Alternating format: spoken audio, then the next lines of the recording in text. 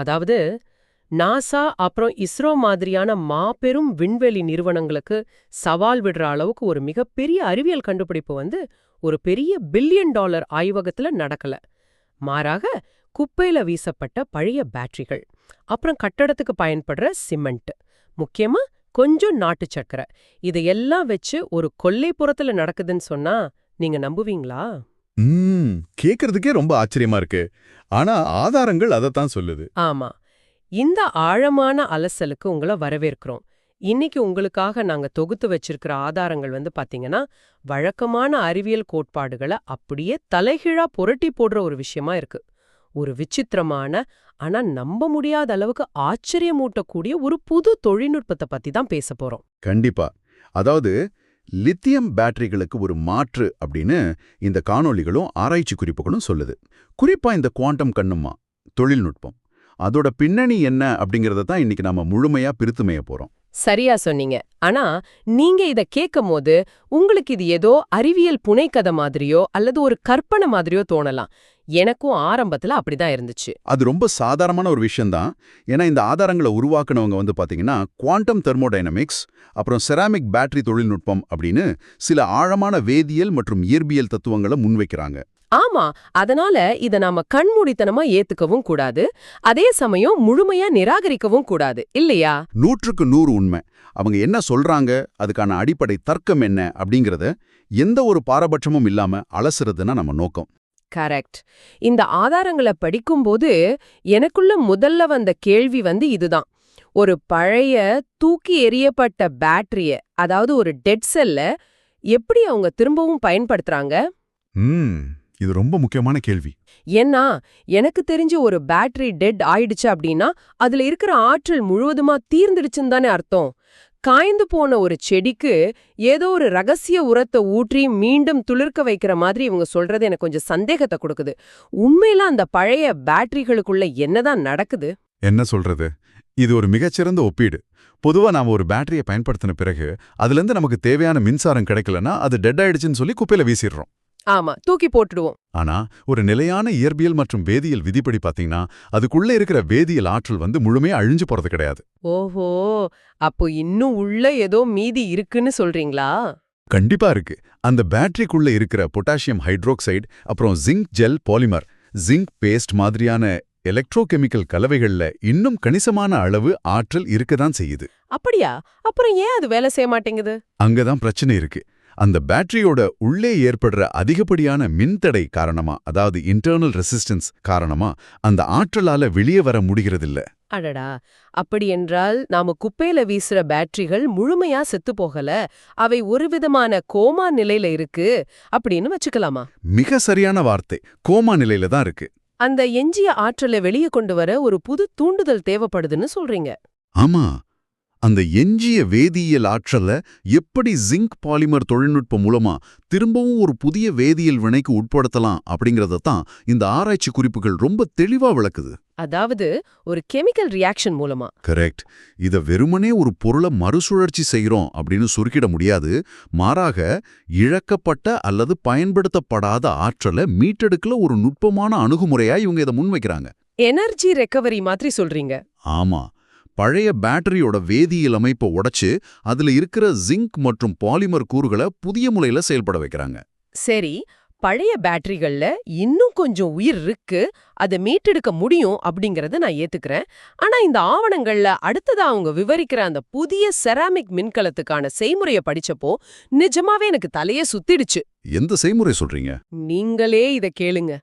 30% cement, 25% graphite powder, 20% ferric oxide, 10% magnesium oxide, 10% sodium oxide.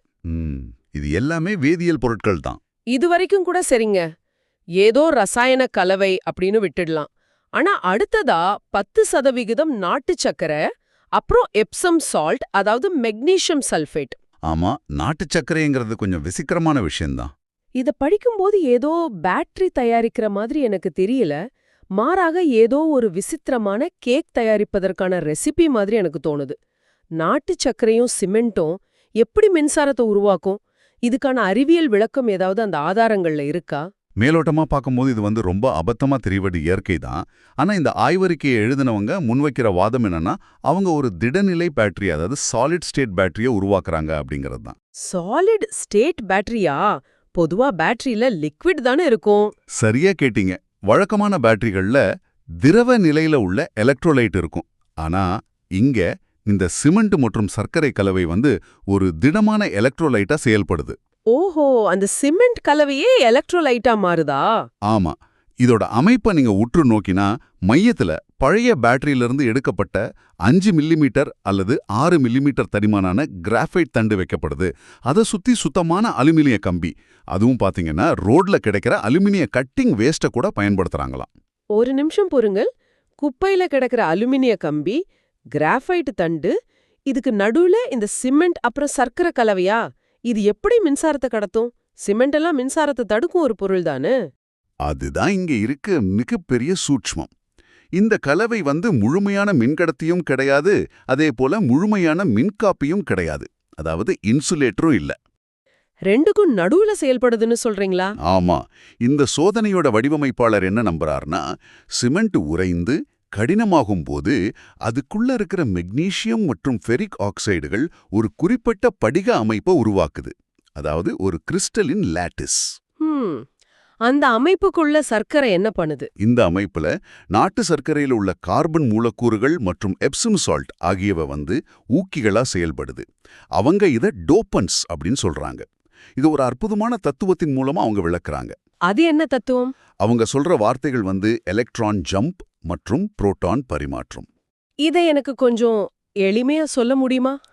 இந்த சர்க்கரை மற்றும் சிமெண்ட் கலவைக்குள்ள எலக்ட்ரான்கள் எப்படி கொதிச்சு செல்ல முடியும்? நிச்சயமா சொல்றேன். இந்த சிமெண்ட் மற்றும் சர்க்கரை கலவையை நீங்க ஒரு கடினமான சுவரா நினைக்க வேண்டாம். அதை ஒரு டிராம்போலினா கற்பனை செஞ்சு பாருங்க. ஓ, அந்த குதிக்கிற டிராம்போலினா? ஆமா, அதேதான். எலக்ட்ரான்களை தடுத்து நிறுத்துறதுக்கு பதிலா இந்த வேதியியல் கலவை ஒரு குறிப்பிட்ட அழுத்தத்தை உருவாக்குது. இந்த அமைப்புக்கு அவங்க சூட்டியுள்ள பேர் தான் நியூட்ரோஃபோட்டானிக் பல்ஸ். நியூட்ரோஃபோட்டானிக் பல்ஸ்? இது நான் படிச்ச எந்த இயற்பியல் புத்தகத்திலயும் இல்லையே. அது உண்மைதான். இது வழக்கமான இயற்பியல் பாடப்புத்தகங்கள்ல இல்லாத ஒரு வார்த்தை.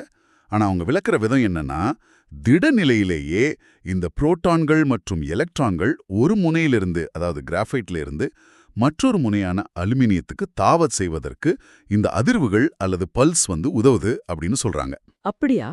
அதாவது திரவம் இல்லாம திடப்பொருளுக்குள்ளேயே மின்சாரம் பாய்வதற்கான ஒரு ரகசிய வழிய இந்த நாட்டு சர்க்கரையும் சிமெண்ட்டும் அமைச்சு தருதுன்னு சொல்றீங்க. சரியா புரிஞ்சுக்கிட்டீங்க. இது கேக்குறதுக்கு ரொம்ப சுவாரஸ்யமா இருந்தாலும், ஒரு சாதாரண மனிதனா எனக்கு வர்ற சந்தேகம் என்னன்னா, இதன் மூலமா எவ்வளவு மின்சாரம் கிடைக்கும்? ஒரு சாதாரண பேட்டரி அளவுக்கு இது வேலை செய்யுமா? அந்த ஆதாரங்கள்ல அவங்க காட்டுற தரவுகள் படி பாத்தீங்கன்னா, தொடக்கத்துல 1400 மில்லி ஆம்பியர்ல அளவுல இருந்து ஆரம்பிச்ச இந்த சோதனை படிப்படியா ஒரு நிலைத்தன்மையை அடைஞ்சு 1.5 வோல்ட்டை எட்டியிருக்கு. 1.5 வோல்ட்? அது ஒரு கணிசமான அளவு தானே. ஆமா. மேலும் இந்த திறனை 2 வோல்ட் மற்றும் 3 ஆம்பியர் அளவுக்கு கொண்டு செல்றது தான் அவங்களோட அடுத்த இலக்கு. இதுக்காக ஒரு வட்ட வடிவ அமைப்புல உள்ள 10 கிராஃபைட் குச்சிகளையும் வெளிவட்டத்துல 10 அலுமினியம் குச்சிகளையும் வச்சு தனித்தனியா சோதிக்கும் ஒரு புதிய கட்டமைப்பையும் அவங்க முன்வைக்கிறாங்க. ஓஹோ, அப்படி செஞ்சா பவர் அதிகமாகும்னு நினைக்கிறாங்களா? ஆமா.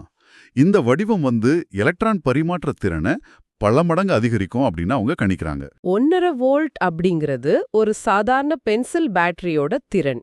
வெறும் சிமெண்ட், கிராஃபைட்டு, சர்க்கரைய வச்சு ஒரு கொல்லப்புற சோதனையில இது அடையிறது நிச்சயமா ஒரு கவனிக்கத்தக்க விஷயம்தான்.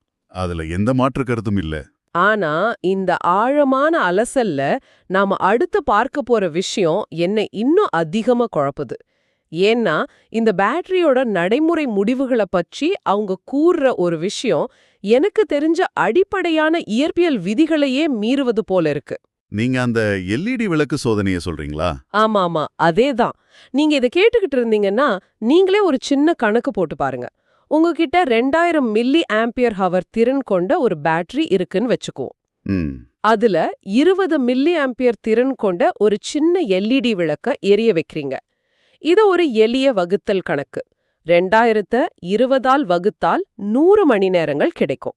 கரெக்ட். கணக்கு சரியா வருது. அதாவது அதிகபட்சம் 4 நாட்கள் அந்த விளக்கு தொடர்ந்து எரியலாம். இதுதான் பொதுவான பேட்டரி கணிதம். இதுதான் தெர்மோடைனமிக்ஸ். ஆற்றலே ஆக்கவோ அழிக்கவோ முடியாது இல்லையா? ஆமா, அதுதான் அடிப்படை விதி.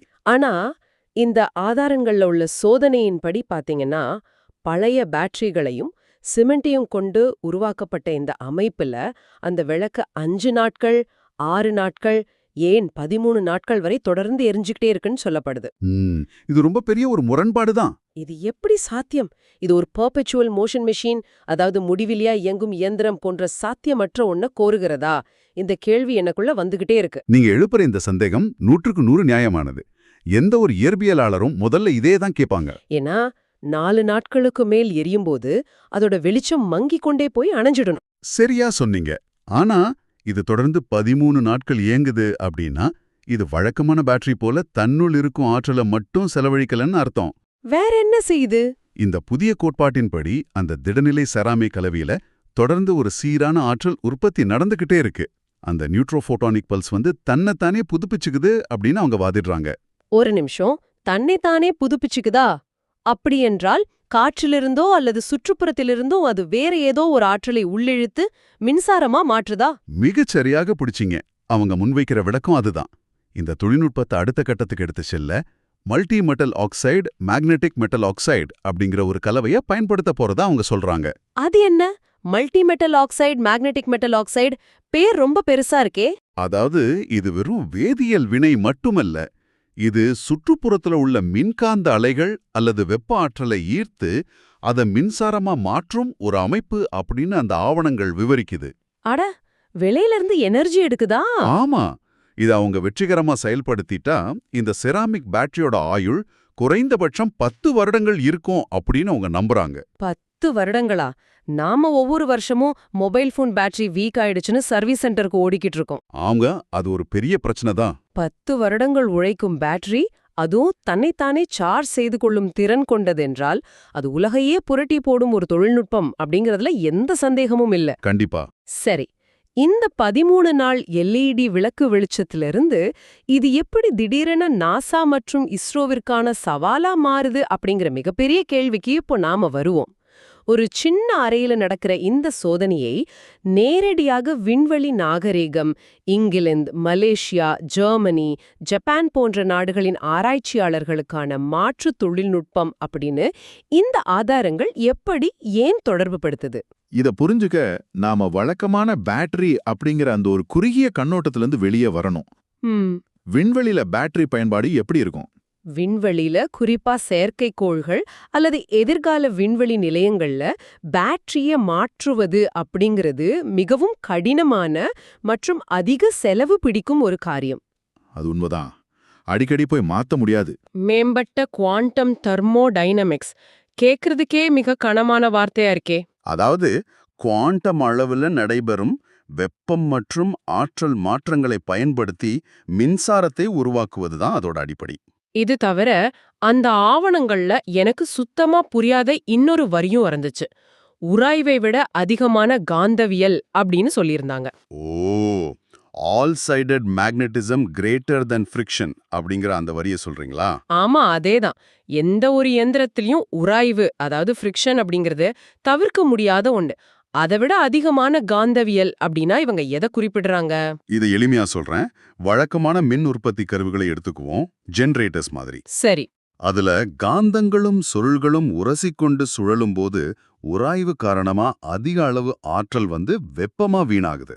ஆமா, சூடாகிடும் மிஷின். ஆனா இவங்க முன்வைக்கிற இந்த ஆல் சைடட் மேக்னெட்டிசம் அப்படிங்கிற கருத்தாக்கத்தின்படி காந்தங்களின் விலக்கு விசைய, அதாவது ரிப்பல்சிவ் ஃபோர்ஸ மிக துல்லியமா பயன்படுத்தி எந்த ஒரு நேரடி தொடுதலும் இல்லாம சுழற்சியை உருவாக்குவது. எந்த தொடுதலும் இல்லாமனா பிசிக்கல் கான்டாக்ட் இருக்காதா? ஆமா, பிசிக்கல் கான்டாக்ட் இருக்காது. உராய்வே இல்லாததால ஆற்றல் இழப்பு பூஜ்யமாகிடுது. இதுதான் அந்த உராய்வை விட அதிகமான காந்தவியல். ஓ, அதாவது எந்திரத்தோட பாகங்கள் ஒன்றோடொன்று உரசாம காந்த விசையின் மூலமா அந்தரத்துல மிதந்துகிட்டே இயங்குறது போலவா? மிக சரியா சொன்னீங்க. இதை பயன்படுத்தி விண்வெளி வெற்றிடத்துல இயங்கக்கூடிய ஒரு விரிவாக்க யந்திரம், அதாவது எக்ஸ்பான்ஷன் இன்ஜின் இன் ஸ்பேஸ் அப்படிங்கிற அமைப்பை அவங்க விவரிக்கிறாங்க மட்டும்தான். அதாவது ஒரு மெட்டஃபர். ஓஹோ, அப்படிங்களா? மனித நுரையீரல் எப்படி சுற்றுப்புறத்தில் உள்ள காற்றை உள்ளிழுத்து உயிர்வளியை பிரித்தெடுக்குதோ அதே போல இந்த பேட்டரி அமைப்பு சுற்றுப்புறத்தில் உள்ள வெப்ப ஆற்றல் மற்றும் மின்காந்த அலைகளை தொடர்ந்து சுவாசிச்சு அதை மின்சாரமா மாத்துது. எனர்ஜியை ஹார்வெஸ்ட் பண்ணுதுன்னு சொல்ல வரீங்க? ஆமா, இதைத்தான் அவங்க இயற்பியல், வேதியியல், உயிரியல் மற்றும் இயந்திரவியல் ஆற்றல் அறுவடை அமைப்பு அப்படின்னு மிக விரிவா அழைக்கிறாங்க. அடடா, physical, chemical, biological, mechanical energy harvesting system. ஆஹா, இது வெறுமனே ஒரு புதிய பேட்டரியை கண்டுபிடிக்கும் முயற்சி மட்டும் கிடையாது. இது இயற்பியலையே புதிய கோணத்துல அணுகும் ஒரு புதிய இயற்பியல் பயணம் அப்படின்னு சொல்லலாம். ஆமா, ஒரு நியூ பிசிக்ஸ் R&D அப்படின்னு அவங்க இதை சொல்றாங்க. இது மட்டும் உண்மையா இருந்து வெற்றிகரமா செயல்பட்டா இன்னைக்கு உலகையே ஆக்கிரமித்திருக்கும் லித்தியம் பேட்டரிகளுக்கு இது ஒரு முற்றுப்புள்ளி வச்சிடும் இல்லையா? அதுல எந்த சந்தேகமும் இல்ல. ஏன்னா லித்தியம் பேட்டரிகள் அதிக விலை உள்ளவை. அதோட அகழ்வாராய்ச்சி சுற்றுச்சூழலுக்கு பெரும் கேடு விளைவிக்கக்கூடியது. மேலும் அதோட ஆயுட்காலமும் ரொம்ப குறைவுதான். ஆமா, சீக்கிரம் கேட்டு போயிடும். அதுக்கு மாற்றா குப்பையில வீசப்படும் பழைய பேட்டரிகள், அலுமினிய கம்பிகள், சிமெண்ட் அப்புறம் சர்க்கரையை வச்சு உருவாக்கப்படும் ஒரு தொழில்நுட்பம் 10 வருடங்கள் உழைக்கும் அப்படின்னா அது விண்வெளி ஆராய்ச்சிக்கு மட்டுமில்லாம ஒட்டுமொத்த மனித குலத்தின் ஆற்றல் நெருக்கடிக்கே ஒரு மாபெரும் தீர்வா அமையும் அப்படின்னு இந்த ஆய்வாளர்கள் ஆழமா நம்புறாங்க. நிஜமாவே என்ன ஒரு நம்ப முடியாத ஆனா சிந்திக்க தோண்டும் ஒரு பயணம் இது. நாம எங்கிருந்து தொடங்கணும் அப்படின்னு பாருங்க. தூக்கி எறியப்பட்ட பழைய பேட்டரிகளுக்குள்ள எஞ்சிருக்கோ ஆற்றலை மீட்டெடுப்பதுல தொடங்கி சிமெண்ட் மற்றும் நாட்டு சர்க்கரை கலந்த ஒரு விசித்திரமான செராமிக் பேட்டரி செய்முறை வழியா பயணித்தோம். ஆனா அந்த டிராம்போலின் உதாரணம் ஞாபகம் இருக்கும்னு நினைக்கிறேன். கண்டிப்பா. அந்த வேதியியல் கலவை எப்படி ஒரு டிராம்போலின் போல செயல்பட்டு எலக்ட்ரான்களை தாவி செல்ல வைக்குது அப்படிங்கறத நம்ம பார்த்தோம். அதுக்கப்புறம் சாதாரண பேட்டரி கணிதத்தையே பொய்யாக்கி தெர்மோடைனமிக்ஸ் விதிகளுக்கு சவால் விடும் வகையில 13 நாட்களுக்கும் மேலாக தொடர்ந்து எரியும் LED விளக்குகள் பற்றி விவாதித்தோம். அது ஒரு மிக முக்கியமான கட்டம் இந்த அலசல்ல. ஆமா, இறுதியா இது எப்படி குவாண்டம் தெர்மோடைனாமிக்ஸ், உராய்வற்ற காந்தவியல் மற்றும் விண்வெளி பொறியியல் வரை நீண்ட உலகளாவிய லித்தியம் பேட்டரிகளுக்கே ஒரு மாபெரும் மாற்று தொழில்நுட்பமா உருவெடுக்க முனைகிறது அப்படிங்கறதையும் விரிவா அலசினோம். உண்மைதான். இந்த ஆதாரங்கள்ல உள்ள சில கருத்துக்கள் தற்போதைய அறிவியல் விதிகளுக்கு முரணா தோணலாம். ஆனா வரலாற்று திரும்பி பார்த்தா பல மிகப்பெரிய கண்டுபிடிப்புகள் ஆரம்பத்துல பைத்தியக்காரத்தனமா தான் பார்க்கப்பட்டுச்சு. கரெக்ட், அது மறுக்க முடியாத உண்மை. இந்த நியூட்ரோ ஃபோட்டானிக் பல்ஸ் மற்றும் காந்தவியல் விரிவாக்க இயந்திரம் ஆகியவை உண்மையிலேயே வேலை செய்யுமா அப்படிங்கிறத முறையான அறிவியல் ஆய்வுகள் தான் நிரூபிக்கணும். ஆனா எந்த ஒரு சாத்தியக்கூறையும் நாம ஆராயாம நிராகரிக்க கூடாது அப்படிங்கிறது தான் இதிலிருந்து நாம கத்துக்க வேண்டிய ஒரு பாடம். 100க்கு 100 உண்மை. இந்த தேடலோட முடிவுல உங்களுக்காக ஒரு ஆழமான கேள்வியை நான் முன்வைக்க விரும்புறேன். நீங்க இதை கேட்டுட்டு இருக்கும்போது உங்களுக்கு ஒருவேளை தோணியிருக்கலாம், இது இவ்ளோ பெரிய கண்டுபிடிப்பு அப்படின்னா ஏன் இது இன்னும் செய்திகள்ல வரல அப்படின்னு. நிறைய பேருக்கு அந்த சந்தேகம் வரும். நம்ம பொதுவா உலகளாவிய ஆற்றல் நெருக்கடி, பருவநிலை மாற்றம் மாதிரியான பெரிய பிரச்சனைகளுக்கு தீர்வு காண வெள்ளை கோட் அணிந்த விஞ்ஞானிகளையும் பில்லியன் டாலர்கள் செலவாகும் பெரிய ஆராய்ச்சி மையங்களையும் மட்டுமே நம்பியிருக்கோம். ஆனா சற்று சிந்திச்சு பாருங்க.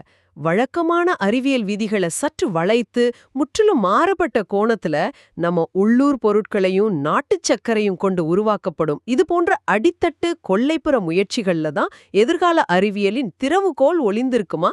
ரொம்ப ஆழமான ஒரு கேள்வி இது. முறையான அறிவியல் கட்டமைப்புக்கு வெளியே நடக்கும் இத்தகைய விசித்திரமான ஆனா பலந்தரக்கூடிய சோதனைகளை நம்ம எப்படி அணுகப் போறோம்? அந்த பில்லியன் டாலர் ஆய்வகங்கள் பார்க்க தவறிய சில உண்மைகளை இந்த சாதாரண சிமெண்ட் மற்றும் சர்க்கரை கலவை நமக்கு காட்டுதா அப்படிங்கறத நீங்களே சற்று சிந்தித்து பாருங்க. இந்த மிகவும் சுவாரஸ்யமான மற்றும் சிந்தனையை தூண்டும் தேடலில் எங்களுடன் இணைந்ததற்கு நன்றி.